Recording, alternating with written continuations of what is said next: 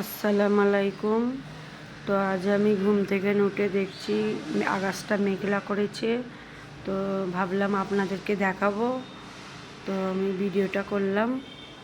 তো দেখি আকাশটা অনেক মেঘলা করেছে, খুব সুন্দর হাওয়াও দিচ্ছে, দেখতে ভালো লাগছে। আমি ঘুম থেকে উঠেই আগে ব্যালকনিতে দাঁড়াই, খুব সুন্দর লাগে। আমার গাছগুলোকে দেখি সকালবেলায় উঠে।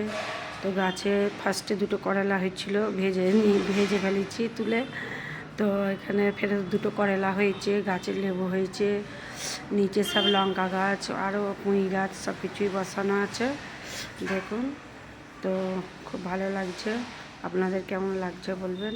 তো আজ সকালবেলায় ভাবলাম যে আকাশটা মেঘলা করেছে, তো আমি পরোটা আলু ভাজা বানাবো। তো পরোটা আলু ভাজা আপনাদের দেখাইনি, তো এগুলো রেডি করে নিই, আপনাদের দেখাচ্ছি। তো আমি এখানে হাসানে থাকি ছোট ছেলের কাছে, বড় ছেলে ব্যাঙ্গালোরে থাকে, ওখানেও যাওয়া হয় মাঝে মাঝে।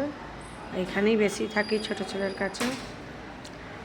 তো ঠান্ডার মৌসুমে পরোটা আলু ভাজা খেতে খুব ভালো লাগে, তাই আমি সকালবেলায় পরোটা আলু ভাজা বানিয়েছি, চা বানিয়েছি। তো আপনারা দেখুন কেমন লাগছে বলবেন। আপনারাও ঠান্ডা মৌসুম থাকলে এরকম বাইনে খাবেন, ভালো লাগবে। আপনারা দেখে সাবস্ক্রাইব, লাইক, কমেন্ট করে দেবেন।